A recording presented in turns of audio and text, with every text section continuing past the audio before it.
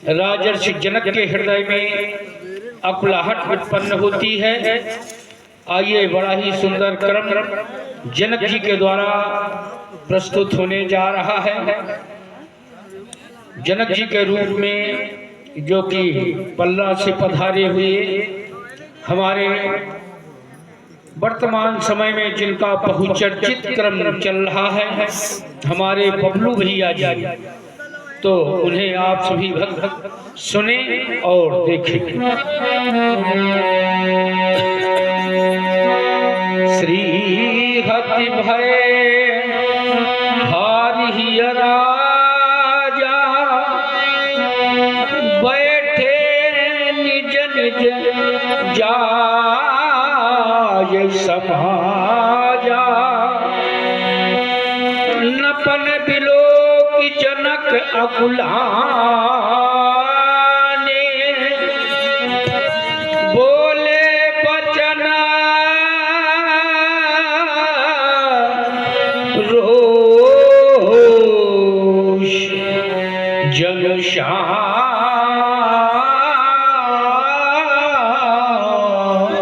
जब नपन बिलो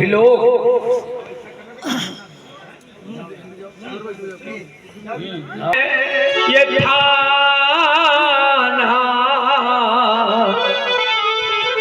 जो हमने प्रण किया है इसको केवल आप लोग सुन करके आए हो, तब फिर कौन आए? तब फिर यहाँ दीप दीप एक दो दीप के नहीं, सातों द्वीपांतर के महिपाल उपस्थित हैं। तब फिर यहाँ दीप दीप के भूपा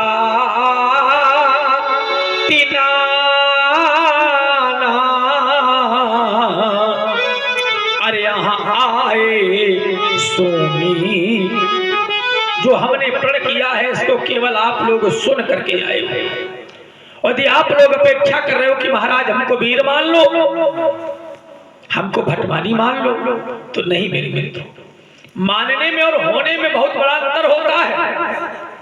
जैसे कोई वीर है और उसको वीर न कहा जाए, अगर वीर है तो वीर है, और वीर नहीं है और उसको वीर कह दिया जाए तो क्या वो वीर हो जाएगा? कभी भी वीर नहीं हो सकता। यदि आप लोग मुझसे कहलवाना चाहते हो तो आज जनक कहने के लिए विवश हो रहा है और कहना चाहता है कि यह देश देश के राजा गणे, हम किन्हें कहें बलशाली है, पर हमको यहाँ अब विश्वास हुआ ये पृथ्वी वीरों से खाली है। आज हमको स्पष्ट हो गया कि पृथ्वी पर कोई वीर नहीं रह गया, जबकि पृथ्वी तो वीरों के द्वारा भोगी जाती रही, वीर भोग्या वसुंधरा, लेकिन हमको यहाँ विश्वास हुआ ये पृथ्वी वीरों से खाली है। देख लो दुनिया वालों, यदि यह विचार पहले होता, आप लोग कह रहे हो महाराज कौन सा विचार? तो अगर ये विचार आ गया होता कि मैं प्रण करूंगा और मेरी बेटी कुंवारी रह जाएगी, तो जरा सोचो, आपने भी अपने जीवन में बहुत से कार्य किए होंगे, क्या सारे कार्यों में आपको सफलता मिली है? कहीं ना कहीं असफलता मिली होगी। अरे मैंने विचार तो किया था कि सफलता मिलेगी, लेकिन अब असफल हो गया मेरे मित्रों। तभी तो मैं कह रहा हूं कि यदि यह विचार पहले होता तो यहाँ बेबसी नहीं होती, किंचितम यदि आभास होता तो क्या आज प्रण करने को उपरांत विकल होकर के क्या एक योगी रोता? यदि यह विचार पहले यहाँ बेबसी नहीं होती और हम ये प्रण करते ही नहीं तो ऐसी हंसी नहीं होती। हंस लो दुनिया वालों, हंस लो, लेकिन इतना अवश्य ध्यान रखना कि संसार बेटी वाला है। यदि आज आप लोग हमारे ऊपर हंस रहे हैं तो कभी ना कभी समाज आप लोगों के भी ऊपर हंसेगा। आज अगर मेरी बेटी कुंवारी रही जा रही है तो कभी ना कभी ये परिस्थितियां आपके ऊपर भी आ सकती हैं। यदि आप लोग मुझे एक सम्मति देना चाहते हो कि महाराज अपना प्रण छोड़ दे, तो प्रण और रण क्षत्रियों के दो भूषण होते हैं। सच्चा क्षत्रिय प्रण करने के बाद प्राणों का परित्याग कर देगा लेकिन प्रण नहीं छोड़ेगा, और सच्चा क्षत्रिय मेरे मित्रों रण में सीने पर वार ले लेगा, पीठ नहीं दिखाएगा। यदि आप मुझसे कहलवाना चाहते हैं तो मैं कहना चाहता हूं कि यदि हम अपना यह प्रण छोड़े तो धर्म हानि है, लज्जा है। क्या करें? आज एक पिता कहना जा रहा है जो आप लोगों ने कभी नहीं कहा होगा, न किसी ने सोचा होगा। आज एक जनक कहने जा रहा है कि मेरी पुत्री को कुंवारी अब रहना है, क्या करे हमारा बस क्या है। आज ऐसा प्रतीत हो रहा है कि हमारी राजा बेटी कुंवारी रह जाएगी, कुंवारी रह जाएगी मेरे मित्रों। लेकिन अगर इतने पर भी आप लोगों के समझ में नहीं आ रहा तो एक बार जरा इन बैठी हुई माताओं से पूछ लो, बहुत ध्यान देकर के सुने बैठी हुई माताएं। संसार की चाहे जो भी माँ हो, लेकिन मैया जिस समय अपनी उदर से कन्या को जन्म दे देती है और जन्म देने के बाद माँ जिस समय बेटी को पाल पोस करके बड़ा कर देती है, और जिन हाथों से माँ बेटी को पाल पोस करके बड़ा करती है, और जब बेटी सयानी हो जाती है और उन्हीं हाथों से माँ बेटी को उठा करके और डोली में बिठा करके विदा करती है, तो संसार की कठोर से कठोर हृदय की माताएं रो देती हैं। संसार के कठोर से कठोर हृदय के पिता रो देते हैं मेरे मित्रों।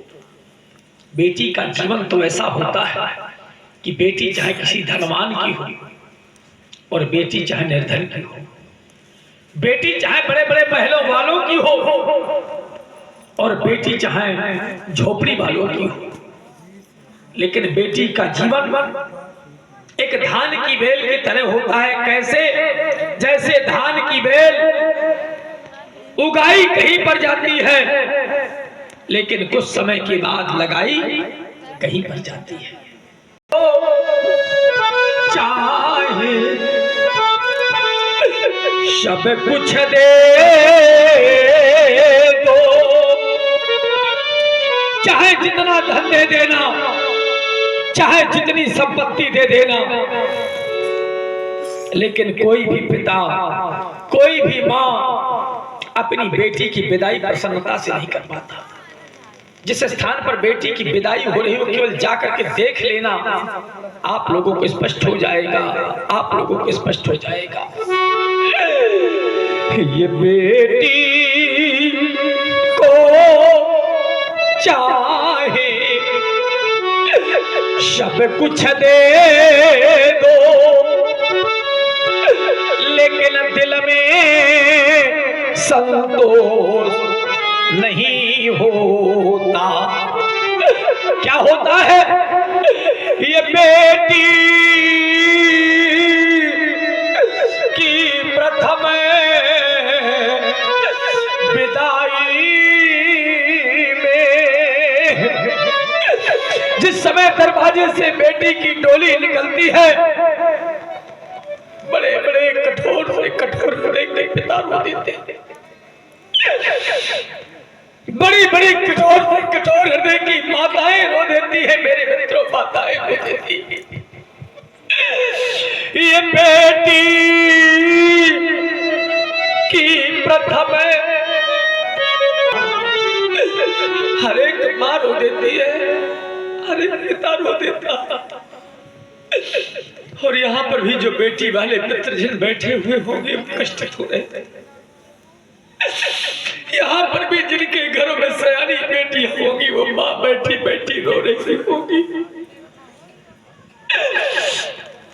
विचार करो, जो माँ न रोवे, जो पिता न रोवे, उनसे तुम कहा करते कि उस माँ ने अपनी उदर से कन्या को जन्म नहीं दिया। जो पिता न रोवे, उस पिता ने अपने हाथों से बेटी को पाल पोस करके बड़ा नहीं किया। सुन लेना बैठी हुई माताओं, जिसने यह कन्या अरे जाई नहीं, जिस माँ ने कन्या को जन्म नहीं दिया, वो माँ कन्या के सुख और दुख को क्या जान सकती है। जिस पिता ने बेटी का पालन पोषण नहीं किया, वो पिता बेटी के सुख और दुख को क्या जान सकता है। जिसने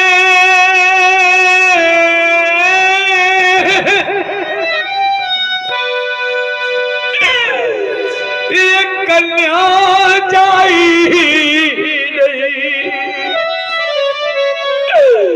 वो कन्या का दुख क्या जाने, और जिससे पैर बीमारी अरे फटी नहीं, वो पीर परा क्या जा। बहुत ही हृदय विदारक संवाद। पराई क्या जाने। जरा विचार करो बैठी हुई माताओं।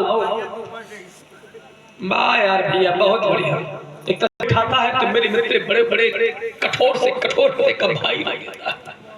सोचो जरा, अपने हृदय में उतारने का प्रयास करो।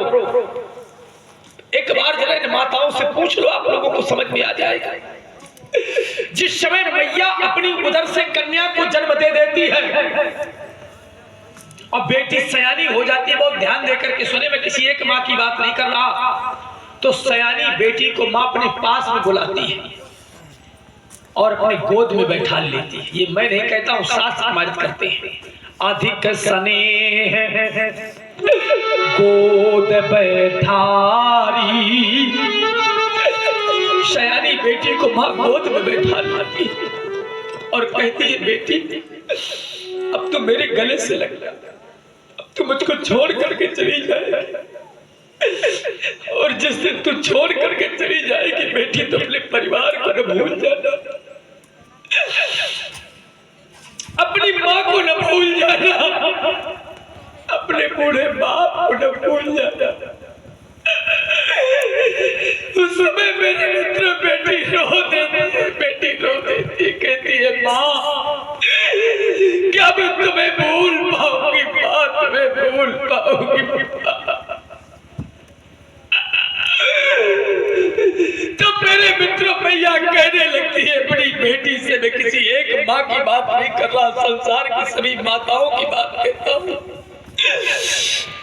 मैया अपनी बेटियों से कहा करती है, जिस समय बेटी सयानी हो जाती है, कि जिस घर में पल कर बड़ी हुई मेरी लाडली,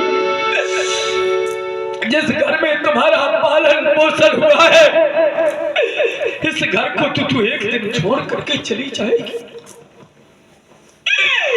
जिस घर में पल कर बड़ी हुई, कल ये आंगन सोना होगा, रोएंगे ये भाई और बहन पिता, और रो माँ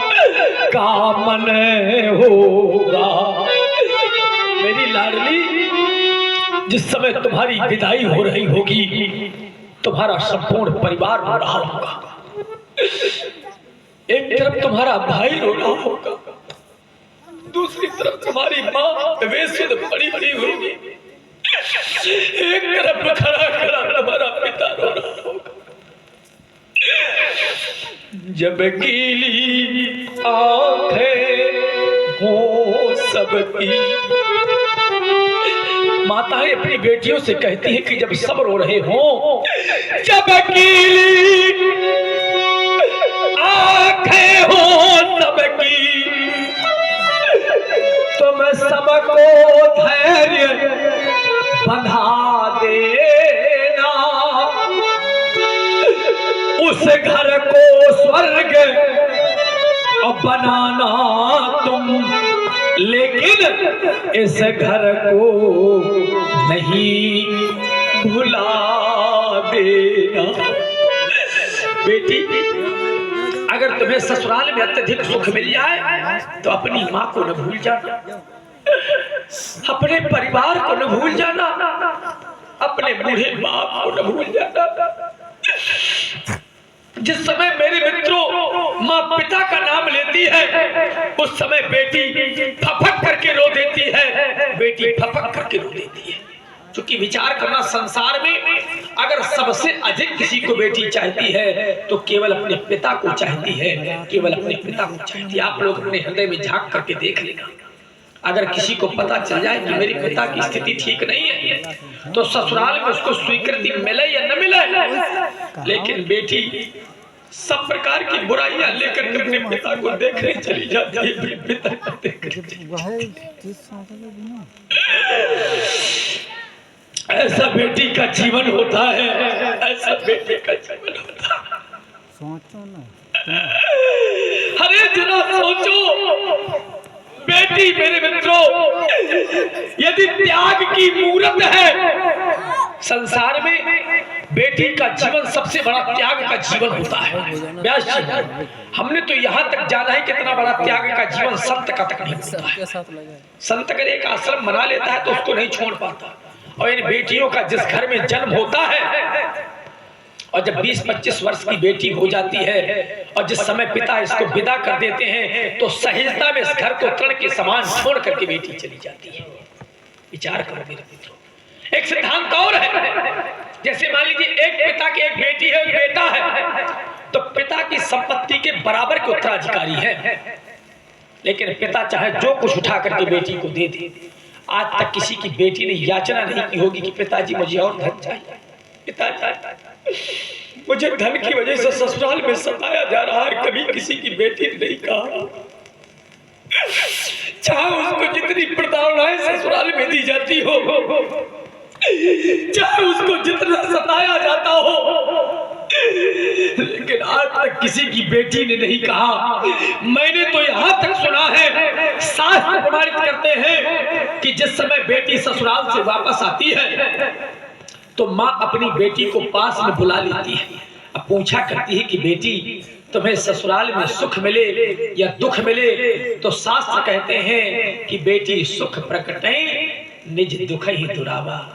अपने सुखों को तो माँ से कहती है कि माँ मुझे सब प्रकार का सुख ससुराल में मिल रहा है, मुझे किसी प्रकार का कष्ट नहीं है माँ, चाहे जितना उनको सताया जाता हो, लेकिन अपने कष्टों को जहर का घूंट पी करके रह जाती है बेटी। अपनी माँ से कभी नहीं कहती, अपनी माँ से कभी क्यों नहीं कहती? जानती अपने माँ से दी कष्टों को कह दूंगी, मेरी माँ रोक नहीं पाएगी, मेरे पिता से कह दे, और मेरे पिता को कितना कष्ट होगा। बड़े अरमानों के साथ मेरे पिता ने मेरी विदाई की थी, और जब मेरे पिता को मालूम होगा कि मेरी बेटी को ससुराल में कष्ट मिल रहा है तो मेरे पिता का जीते जी जीवन नष्ट हो जाएगा, मेरे पिता का जीते जी जीवन नष्ट हो जाएगा।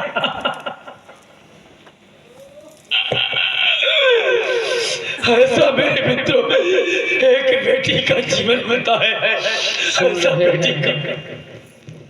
राजर्षि जनक जी की करुणामयी वाणी क्यों न हो, जिस पिता के पुत्री की द्वारे से डोली वापस हो जाए, हृदय में कौन कौन सी वेदनाएं उत्पन्न होती हैं। प्रभावित हुए हमारे रामलीला कमेटी बरिगवा के संयोजक जी दीपू अवस्थी जी, जो कि हमारे भैया जी अवस्थी जी करुणाकर जी आपके सुपुत्र हैं। आपकी ओर से भी 21 मुद्राएं जनक जी के चरण कमलों में समर्पित हुई। बहुत बहुत धन्यवाद। साधु। इसी क्रम में पप्पू जी तिवारी, आप दुबेपुर निवासी हैं, आपकी ओर से 50 पत्र मुद्राएं। बाबूजी यादव, आप भी दुबेपुर निवासी हैं, आपकी ओर से 20 पत्र मुद्राएं। और गोवर्धन जी शुक्ला, आपकी ओर से भी 20 पत्र मुद्राएं विदेह राज जी को प्रदान की गई हैं। बहुत बहुत धन्यवाद। संसार में आज तक किसी की बेटी ने अपने कष्टों को नहीं कहा होगा, लेकिन आज देख लो मेरे मित्रों, मेरा दुर्भाग्य, आज मिथिला में सारे साज सजे के सजे रह गए। आज मिथिला में डोली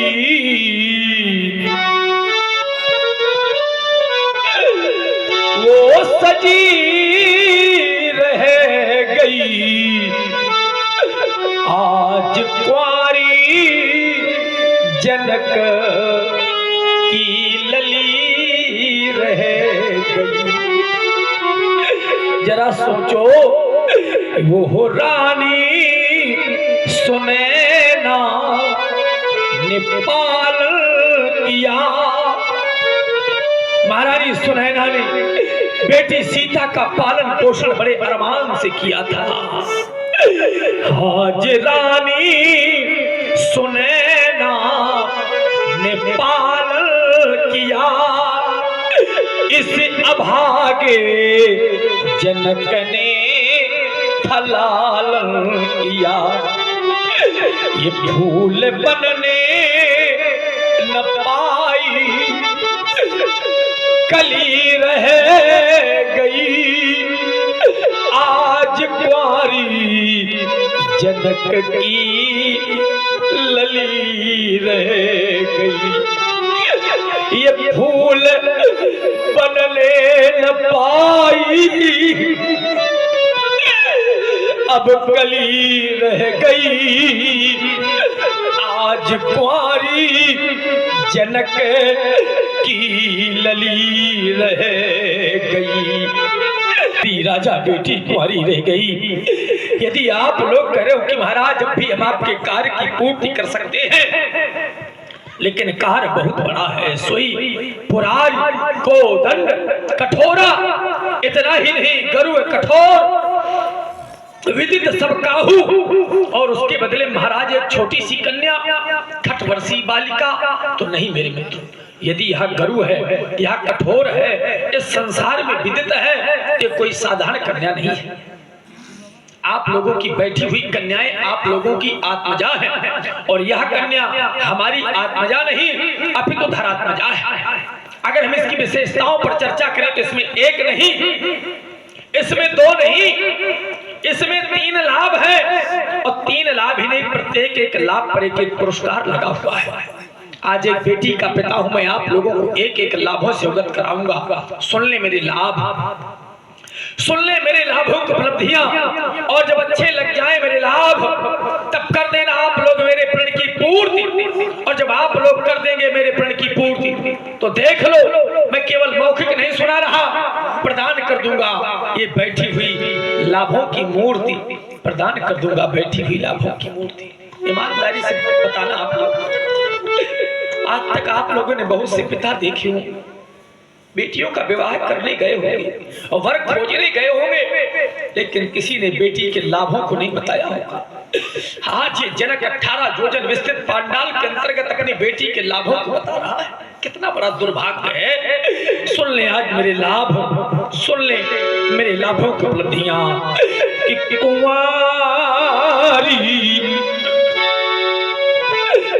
कुंवरी मनो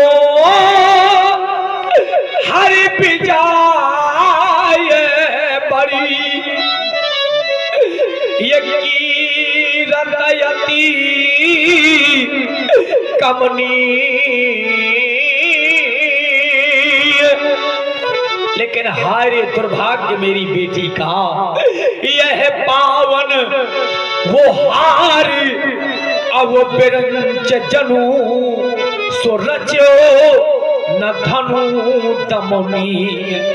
कुंवर मैंने कह दिया कन्या है, तो आप लोग कहें कन्या है तुम्हारे पास में भी है, लेकिन इसमें विशेषता लगी हुई क्या है कि कुंवरी मनोहरी। कन्या तो है लेकिन कैसी मनोहर कन्या। विजय है, आप लोगों ने कहा होगा कि महाराज हमने विजय बहुत सुनी है, लेकिन नहीं, ये विजय कैसी है। अगर आप लोगों की दृष्टि मिथिला पर जाएगी तो पाएंगे सिर्फ मिथिला की ही नहीं, अगर लोगों पर जाएगी तो पाएंगे एक लोक की नहीं, दो लोक की नहीं। तो फिर आप लोग कह रहे होंगे महाराज कौन सी जय देना चाहते हैं, तो यही तो बतलाना चाहता हूं कि यह है त्रिभुवन जय या समेत वैदेही, नहीं विचार बरौं हटते। तीनों लोगों की जय के साथ साथ अपनी प्राण प्रिय सीता मैं आप लोगों को समर्पित कर दूंगा। मैंने अपने लाभ सुनाए हैं, क्या लाभ आप लोगों को अच्छे नहीं लगे? और यदि लगे तो किसी ने भगवान शंकर के आयुध को दो खंडों में परिवर्तित क्यों नहीं किया? और यदि अच्छे नहीं लगे तो फिर मेरे मित्रों मेरी मिथिला का परित्याग क्यों नहीं किया? मैं जानना चाहता हूं कि कृपया यहाँ काहू काहे यह लाभ न भावा। कहो मेरे मित्रों, क्या यह मेरा लाभ आप लोगों को अच्छा नहीं लगा? यदि लगा तो फिर काहू न शंकर यह चाप चढ़ावा। या तो मेरा लाभ अच्छा नहीं लगा, और या फिर लाभ अच्छा लगा तो आपकी भुजाओं में सामर्थ्य नहीं जो कर देते मेरे प्रण की पूर्ति और प्राप्त कर लेते बैठी हुई लाभों की मूर्ति। अब कहना चाहता हूं जितने भी क्षत्रिय नेपाल बैठे हुए हैं, मेरा एक उद्घोष है या प्रतिबंध लगाने जा रहा हूं, यहां से लेकर वहां तक, वहां से लेकर कहां तक, जितने भी क्षत्रिय नेपाल हैं कान खोल करके सुन ले। हमारा कहना है कि अब जन को माखे भटमानी, क्यों? क्योंकि यहाँ वीर ये पीन और मही मैं जानी। वीर विहीन ये मही मैं जानी, और कब जानी? जब यह दुर्गति सामने आनी, तब वीर विहीन मही मैं जानी। और जब वीर विहीन मैं जानी, तब बैठे बैठे क्या कर रहे हो मेरे मित्रों? समाप्त हो गई आप लोगों के मेहमान। चले जाओ मेरी मिथिला को छोड़ करके, परित्याग कर दो मेरी मिथिला का। यदि आप लोग कह रहे हो कि महाराज अपना प्रण छोड़ दे, तो अगर प्रण छोड़ता हूं तो मेरा पुण्य समाप्त हो जाएगा। मेरे एक नहीं, दो नहीं, चार नहीं, 10 नहीं, 1000 नहीं, जब अनेकों जन्मों के मेरे पुण्य इकट्ठा हुए होंगे, तब इस वसुंधरा ने अपना वक्षस्थल फाड़ करके और इस कन्या को मुझे प्रदान कर दिया था। जनक सुकृति मूरत वैदेही, ये मेरा सुकृति है। तो क्या होगा यदि प्रण छोड़ता हूं कि सुकृति जाई जो प्रण परिहरऊं, तो क्या करूं? यह कुंवरी कुमारी रहे का करऊं। भले ही आज मेरी बेटी कुंवारी रह जाए, आज तक ऐसा किसी पिता ने नहीं कहा होगा, लेकिन आज ये पिता कहने जा रहा है कि कुंवारी कुमारी रहे का करऊं।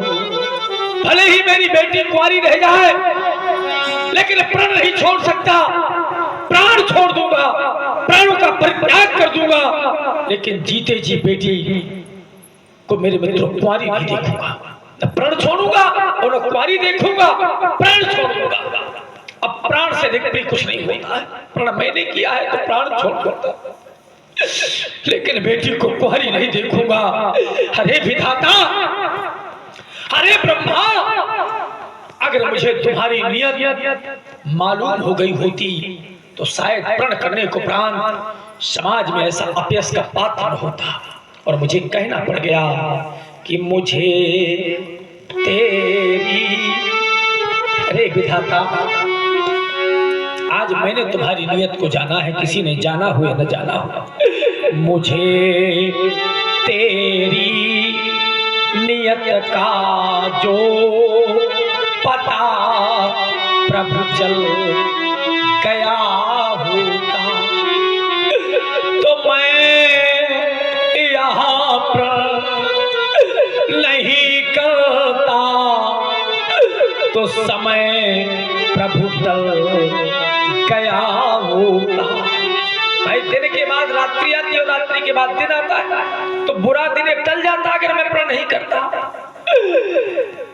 मुझे तेरी नियत का जो पता प्रभु चल गया होता तो मैं यहाँ प्रण नहीं करता, तो समय प्रभु टल गया होता।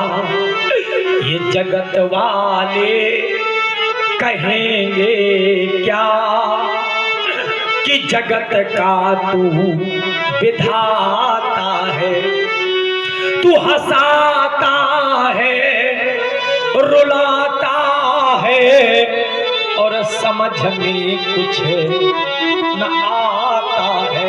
जरा सोचो, जिस समय इस कन्या की मुझे प्राप्ति हुई थी तो मुझे प्रसन्नता कितनी हुई थी, और आज उसकी मांग नहीं भरवा पा रहा तो कष्ट कितना हो रहा है। ऐसे प्रत्येक व्यक्ति के जीवन में कभी सुख आता है और कभी वही सुख दुख में परिवर्तित हो जाता है। तू हंसाता है, रुलाता है, पर समझ में कुछ न आता है। नहीं है वीर इस वसुधा में जरा सा भान जो होता, तो कभी प्रणय में नहीं करता, तो समय प्रभु टल गया होता। बस देख लिया मैंने आप लोगों की वीरता, देखा मैंने आप लोगों का साहस, देखा मैंने आप लोगों का पौरुष, देखा मैंने आप लोगों का पराक्रम। अब एक घोषणा करने जा रहा हूँ। घोषणा क्या है? ये सभा का संचालन मैंने करवाया था, और आज यदि आप लोग मेरी मिथिला का परित्याग नहीं कर रहे तो कहना चाहता हूँ ये सभा करा दो भंग की बिगड़ गया इस मिथिलेश की इस राग भूप का रंग समाप्त हो गया। सीता स्वयंवर समाप्त हो गया, मैथिली अधिवेशन समाप्त हो गया। सीता की सखियों, चाहता हूँ मेरी बेटी को अंता महल में ले जाओ। जाओ बेटी जाओ, जाओ बेटी जाओ, जाओ बेटी जाओ, जाओ बेटी जाओ। जनक वचन सुनी सब नर नारी, देख जानकी भय दुखारी। करुण क्रंदन से भरा हुआ संवाद अभी आप देख रहे थे हमारे विजय जी द्वारा, और इससे प्रभावित हुए हैं राम जी तिवारी। दीपक आपकी ओर से 40 पत्र मुद्राएं, सोनू शुक्ला आपकी ओर से 20 पत्र मुद्राएं, और वीरेंद्र अग्निहोत्री व उपेंद्र अग्निहोत्री आप दोनों बंधुओं की ओर से 40 पत्र मुद्राएं हमारे विजयराज जी को प्रदत्त किए गए हैं। बहुत बहुत धन्यवाद।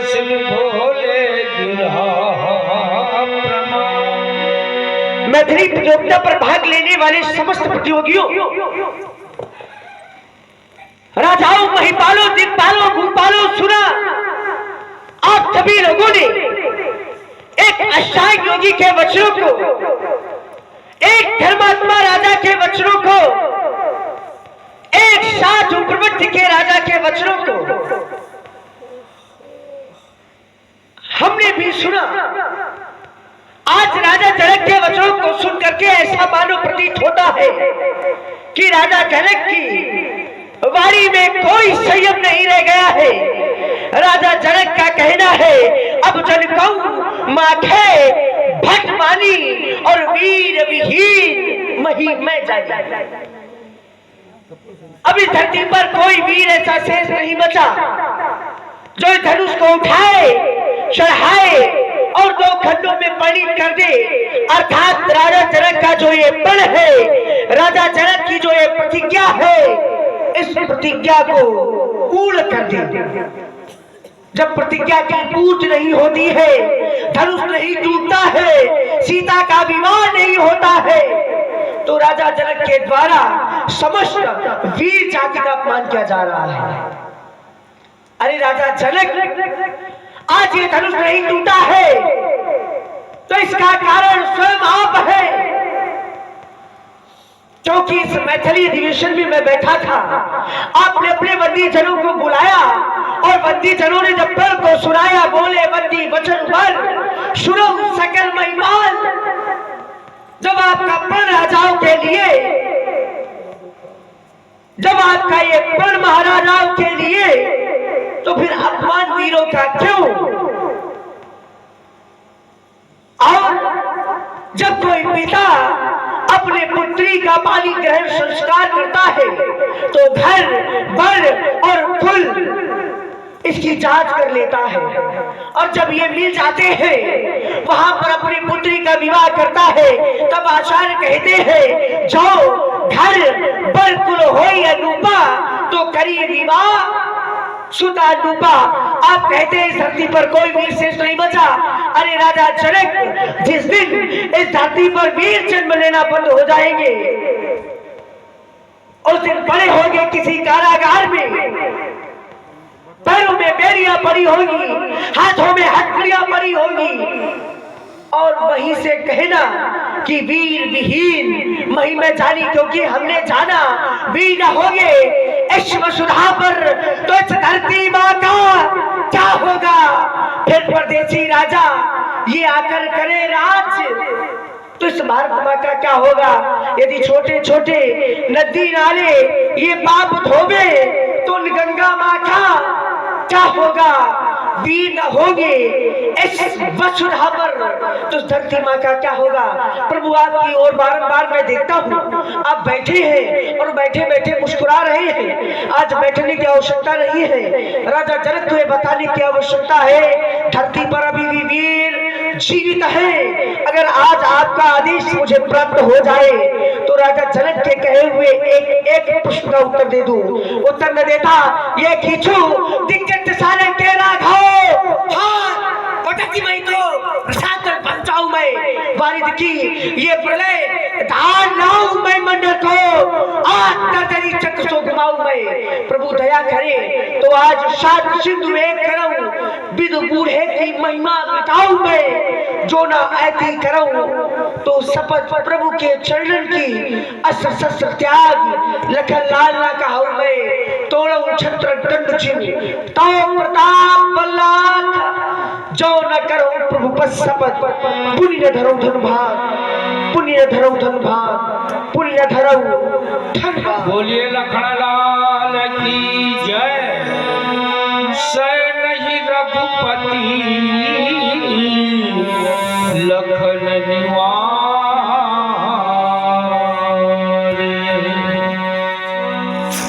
भैया लक्ष्मण, मैं जानता हूँ तुम वीर हो, बहुत बड़े वीर हो, और लाल मैं तुम्हारी वीरता से अपरिचित नहीं बल्कि भली भांति सुपरिचित हूँ। लेकिन भैया हम और तुम पूज्य गुरुदेव भगवान के साथ इस मिथिला प्रांगण में आए हैं, और जब तक श्री गुरुदेव जी के द्वारा ये आदेश न प्राप्त हो कि धनुष तोड़ना है लाल, तब तक हम दोनों में से किसी के द्वारा ये धनुष नहीं तोड़ा जा सकता। इसलिए मैं तो यही कहूंगा कि समय की प्रतीक्षा करो, गुरु आदेश की प्रतीक्षा करो और शांत हो जाओ भैया, शांत हो जाओ लक्ष्मण भैया। शांत हो जाओ भैया, तनु क्रोध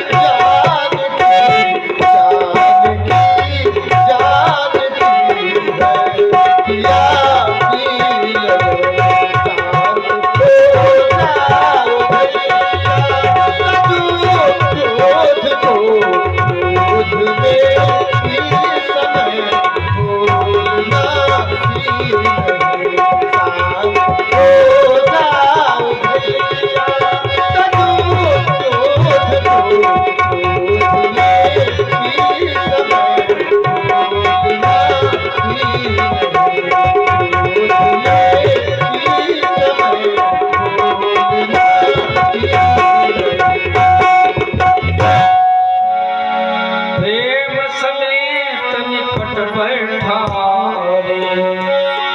विश्वामित्र समय शुभ जानी, बोले अति स्नेह मानी।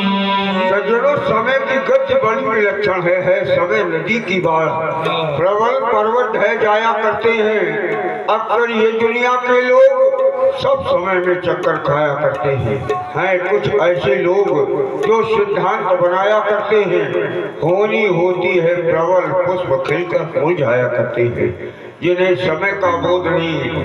कहते हैं समय को जिसने न जाना तो फिर उसे मिटना पड़ा है, बच गया तलवार से तो फूल सी कटना पड़ा है।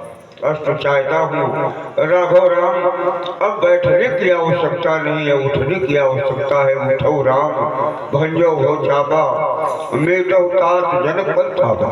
उठो राघव राम, भगवान त्र्यंबक की आयत का खंडन करो और महात्मा जनक की प्रण की पूर्ति करो। सुनि गुरु बचन चरण सिरना, लखन लख्यो रघुवंश मनता क्यों हरि को पुलककात बोले वचन चरण चाप ब्रह्मा। सावधान निष्कुंजरो खमठ अहि कोला, तो धरऊ धरन इधर कहीं न डोला। ये सभी दिशाओं के दिग्गज में ही पालो, शेष वारा कि सब सावधान हो जाओ। क्यों राम चाहे शंकर धनु तोरा, तो हमारी आज्ञा है हो सजग सुनिया ये सुमोरा। सावधान सावधान सावधान। हाँ, फूल बटवा दीजिए। देखी विपुल विकल्प तेजी,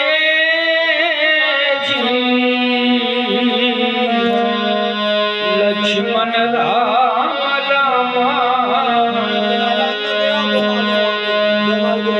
लक्ष्मण भजो भजो चिया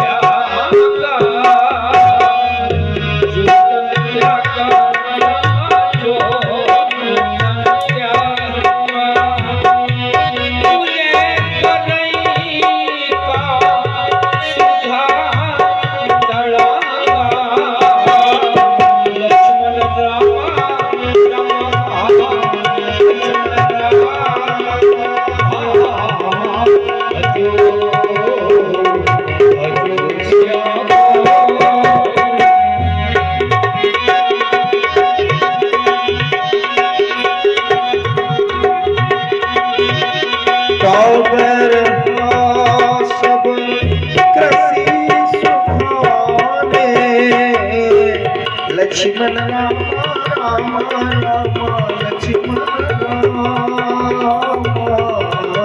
भजो भजो सिया हो समय चूकी पुनि समय चूकी पुनि का पछताने लक्ष्मण राम राम लक्ष्मण राम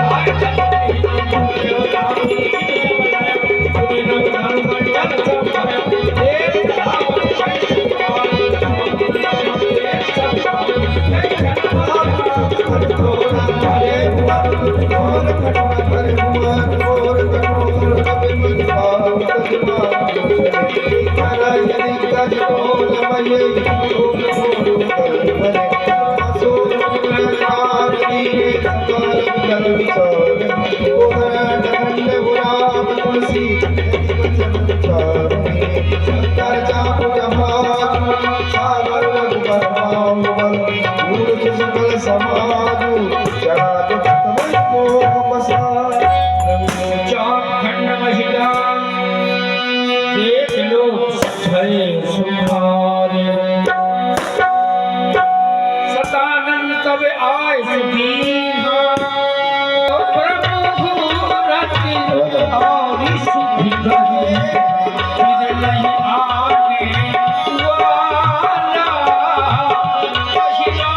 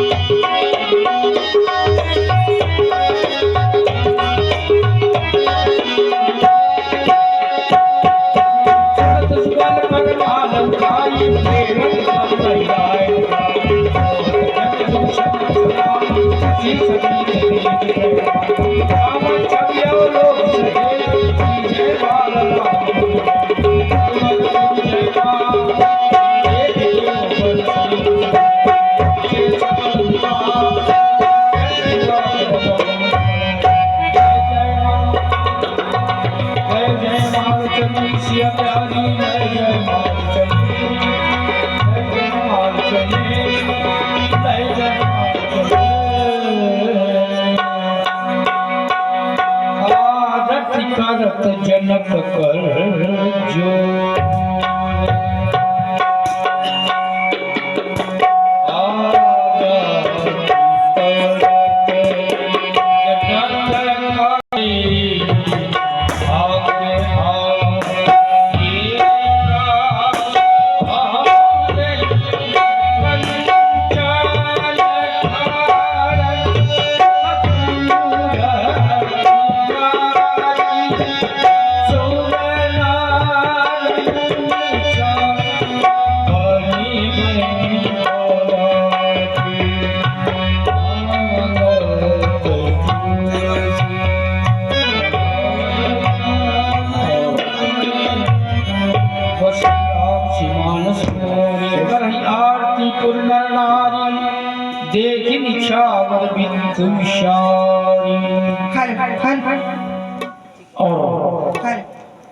जैसा कि आप सभी लोगों ने देखा कि जो ये वेदी पर अजगर रखा हुआ था, जो कि 11 महीना 29 दिन से चल रहा था, ये सीता स्वयंवर, और स्वयंवर का आज अंतिम दिन था और वो भी पूर्ण हो चुका है।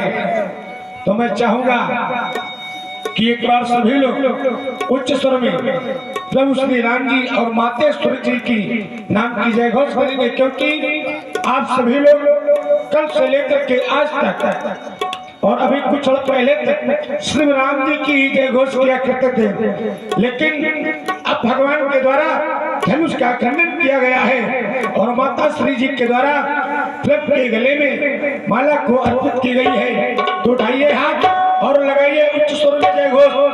बोलिए श्याम रामचंद्र की जय हो, श्याम रामचंद्र की जय हो, श्याम रामचंद्र की जय हो। और जैसा कि व्यासपीठ से संकेत हुआ, माताएं बहनें बच्ची हुई हैं, क्योंकि आप सभी लोग सीता जी की सखियां हो और ये सभी लोग राम जी की सखा हैं। तो सभी लोग आएंगे और भगवान एवं मातेश्वरी की आरती करेंगे, क्योंकि प्रातः काल की वेला में बड़ी सुंदर झांकी लगी हुई है।